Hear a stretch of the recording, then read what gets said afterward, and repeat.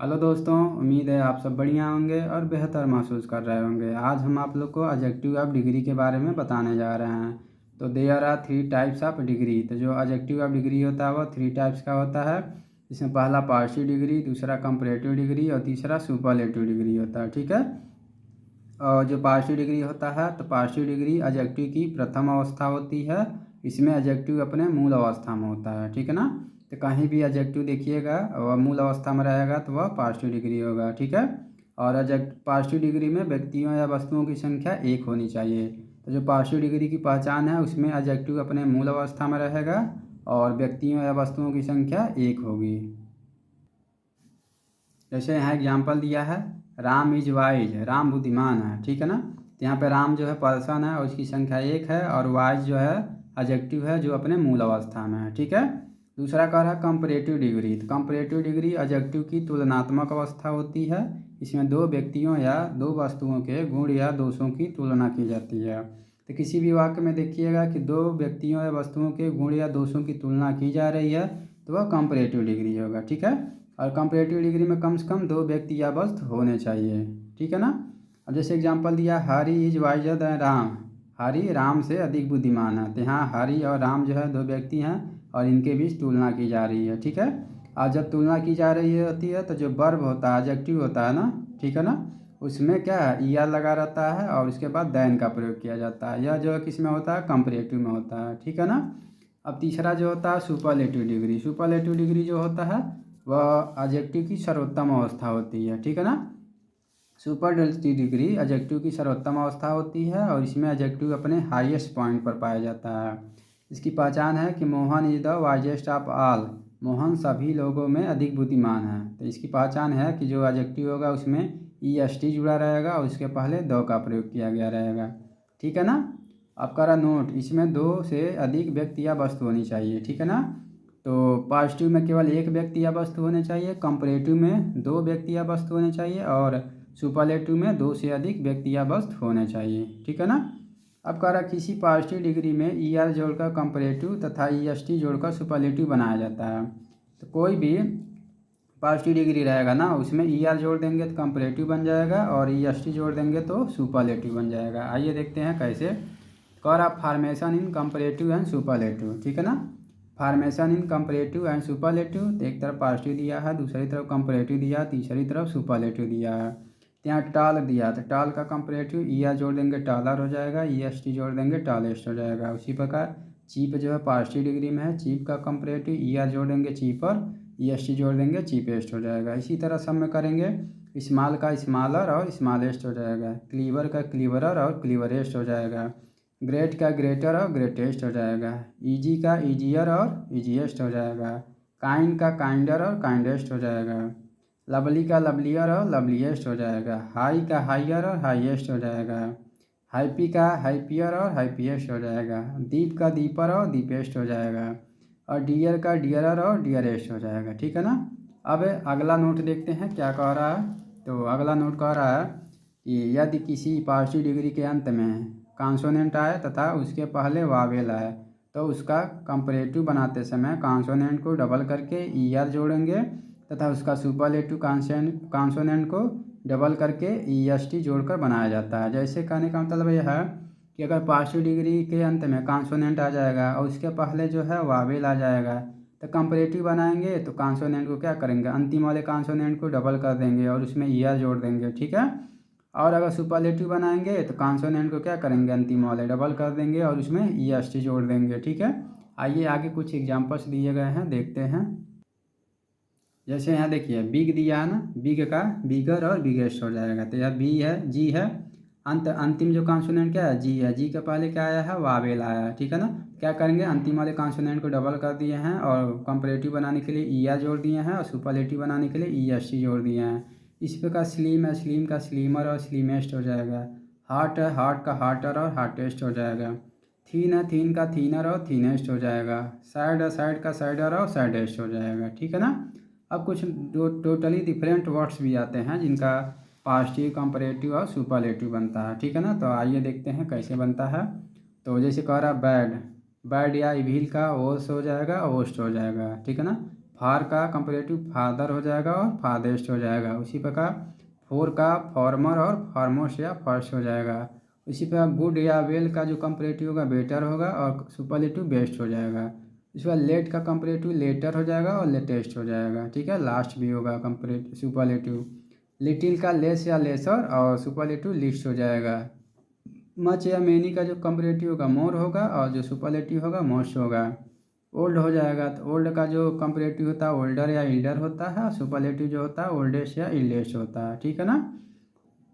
अब अगला देखते हैं क्या कह रहा है। तो अगला कह रहा है यदि किसी पॉजिटिव डिग्री के अंत में वाई आए तो उसका कंपेरेटिव बनाते समय वाई के स्थान पे आई ई आर तथा सुपरलेटिव बनाते समय वाई के स्थान पे आई ई एस टी का प्रयोग करेंगे। जैसे यदि यह जो है ईजी जो है एक पॉजिटिव डिग्री है, पॉजिटिव डिग्री के अंत में वाई आ रहा है तो कंपेरेटिव बनाते समय वाई के स्थान पे आई ई आर का प्रयोग करेंगे। तो देखिए आई ई आर का प्रयोग किया गया। सुपरलेटिव बनाते समय वाई के स्थान पे आई ई एस टी का प्रयोग करेंगे। तो देखिए ईजीएस्ट में आई ई एस टी का प्रयोग हुआ। उसी तरह लवली का लवलियर और लवलीएस्ट हो जाएगा। उसी तरह हैप्पी का हैप्पियर और हैप्पीएस्ट हो जाएगा। अब कह रहा है डबल सिलेबल वाले एडजेक्टिव को कंपैरेटिव बनाते समय डबल सिलेबल के पहले मोर तथा सुपरलेटिव बनाते समय डबल सिलेबल के पहले मोस्ट का प्रयोग करते हैं। ठीक है ना। तो जो जैसे ब्यूटीफुल जो है डबल सिलेबल वाला एडजेक्टिव है तो इसका कंपैरेटिव बनाएंगे तो इसके पहले मोर का प्रयोग कर देंगे। सुपरलेटिव बनाएंगे तो मोस्ट का प्रयोग कर देंगे। जैसे फेमस भी जो है डबल सिलेबल वाला एडजेक्टिव है तो इसके पहले कंपैरेटिव बनाएंगे इसका तो इसके पहले मोर प्रयोग कर देंगे। सुपरलेटिव बनाएंगे तो इसके पहले मोस्ट प्रयोग कर देंगे। अब कह रहा है जिन शब्दों के अंत में आई ओ आर आता है साधारणतः कंपैरेटिव डिग्री के एडजेक्टिव माने जाते हैं। ठीक है ना। तो जिन भी शब्दों के अंत में आई ओ आर आएगा ठीक है ना उसको कौन सा डिग्री मानेंगे, कंपैरेटिव डिग्री मानेंगे। ठीक है ना। जैसे junior, senior, superior, inferior, anterior, posterior, prior. ठीक है ना। ये सभी जो है किस प्रकार के डिग्री माने जाएंगे, कंपैरेटिव डिग्री माने जाएंगे। ठीक है ना। अब नोट कर रहा है इनके साथ दैन की जगह टू का प्रयोग होगा। ठीक है ना। कंपैरेटिव डिग्री तो माने जाएंगे लेकिन इनके जगह दैन का प्रयोग ना होकर टू का प्रयोग होगा। जैसे Ram is senior to Shyam. ठीक है ना। दूसरा Kavya was junior to Anjali. तो कहीं भी आपको वर्ड के अंत में आई ओ आर जुड़ा हुआ मिल जाए तो समझ जाइएगा कंपैरेटिव है और इसके जगह जो है दैन के जगह पे टू का प्रयोग करिएगा। जैसे टू का प्रयोग करने के लिए कह रहा है। ठीक है ना। अगला देखते हैं कुछ एडजेक्टिव अपने आप में सर्वोच्च स्थिति में पाए जाते हैं। ठीक है ना। तो कुछ एडजेक्टिव जो होते हैं अपने आप में सर्वोच्च स्थिति में पाए जाते हैं। इनका कंपैरेटिव या सुपरलेटिव डिग्री नहीं होता है। ठीक है ना। तो कुछ एडजेक्टिव जो होते हैं अपने आप में सर्वोच्च स्थिति में पाए जाएंगे और इनका कंपैरेटिव या सुपरलेटिव डिग्री नहीं होगा। जैसे round, perfect, chief, main, unique, ideal, complete, full, golden, entire, etc. तो ये सभी जो होते हैं अपने आप में सर्वोच्च स्थिति में होते हैं और इनका कंपैरेटिव या सुपरलेटिव नहीं बनता है। जैसे कह रहा है he is perfect boy, she is a unique girl in the class. ठीक है ना। तो इनका जो है कंपैरेटिव या सुपरलेटिव नहीं बनेगा क्योंकि यह अपने आप में सर्वोच्च हैं। अब कह रहा है जब दो एडजेक्टिव एक ही नाउन से जुड़े हों तो वह दोनों एडजेक्टिव एक ही अवस्था में होना चाहिए। ठीक है ना। जैसे अगर दो एडजेक्टिव दिए हैं एक ही सेंटेंस में ठीक है ना और एक ही नाउन से जुड़े हों तो दोनों एडजेक्टिव क्या है, एक ही अवस्था में होने चाहिए। जैसे this book is the cheapest and best. ठीक है ना। यहाँ पे देखिए बुक जो है क्या है, नाउन है। नाउन जो है इससे भी जुड़ा है, चीपेस्ट से भी और बेस्ट से भी जुड़ा है। ठीक है ना। तो यहाँ पे यह दोनों एडजेक्टिव जो होते हैं एक ही अवस्था में होने चाहिए। देखिए यह भी सुपरलेटिव में है और यह भी सुपरलेटिव में है तभी जाके यह सेंटेंस सही है। ठीक है। दूसरा कह रहा है this house is smaller and cheaper than that of Mohan. ठीक है ना। यहाँ पे हाउस क्या है, हाउस जो है हमारा नाउन है। ठीक है ना। और यह नाउन जो है स्मॉलर से भी जुड़ा है और चीपर से भी जुड़ा है और यहाँ पे स्मॉलर और चीपर जो है दोनों कंपैरेटिव में है। ठीक है ना। जिस प्रकार कह रहा है कि यदि एक नाउन जो है दो एडजेक्टिव से जुड़ा रहेगा तो दोनों एडजेक्टिव क्या रहेंगे, एक ही अवस्था में रहेंगे। ठीक है। अब अगला कह रहा है जब किसी व्यक्ति के दो गुण या दोषों में तुलना की जाए। ठीक है ना। तो एडजेक्टिव में या जोड़ने के बजाय एडजेक्टिव के पहले मोर का प्रयोग करेंगे। ठीक है ना। तो जैसे कह रहा है Ram is more wise than strong. ठीक है ना। जब किसी दो व्यक्ति के गुण या दोषों में तुलना की जाए। ठीक है ना। जब किसी दो व्यक्ति के गुण या दोषों में तुलना की जाए तो एडजेक्टिव में ER जोड़ने के बजाय एडजेक्टिव के पहले मोर का प्रयोग करेंगे। जैसे राम और Ram is more wise than strong, ठीक है ना। तो राम के पास 2 गुण है, एक वाइज है और एक स्ट्रांग है, ठीक है ना। और एक व्यक्ति के 2 गुणों में क्या है, तुलना हो रहा है, ठीक है ना। तो वहाँ पे एडजेक्टिव में ER जोड़ने के बजाय किसका प्रयोग किए हैं, मोर का प्रयोग किए हैं, ठीक है ना। अब कह रहा है ओल्ड का कंपैरेटिव ओल्डर या इल्डर होता है, जबकि सुपरलेटिव डिग्री ओल्डेस्ट या इल्डेस्ट होता है।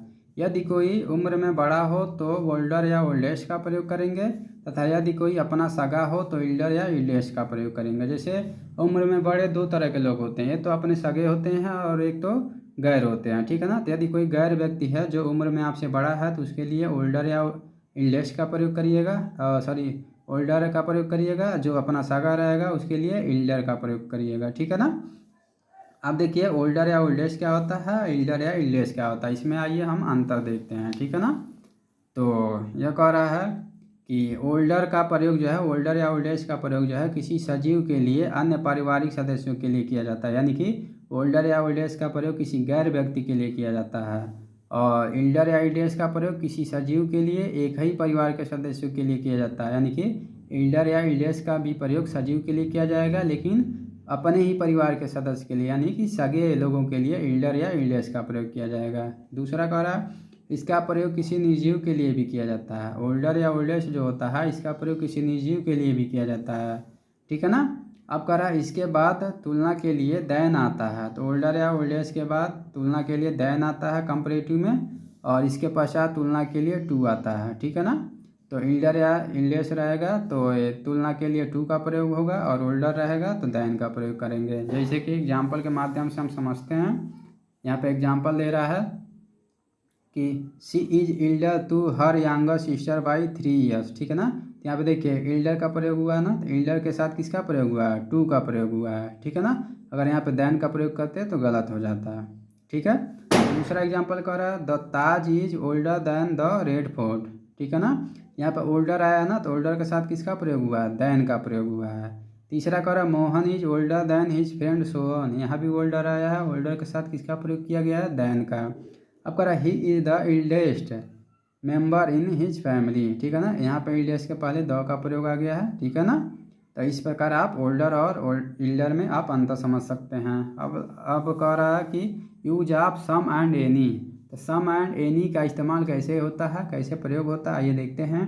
तो सम का तात्पर्य कुछ होता है, इसका प्रयोग साधारणतः पॉजिटिव सेंटेंस में होता है। जो सम होता है उसका तात्पर्य क्या होता है, कुछ से होता है, और इसका प्रयोग साधारणतः किस में होता है, पॉजिटिव सेंटेंस में अर्थात अफर्मेटिव सेंटेंस में होता है, ठीक है।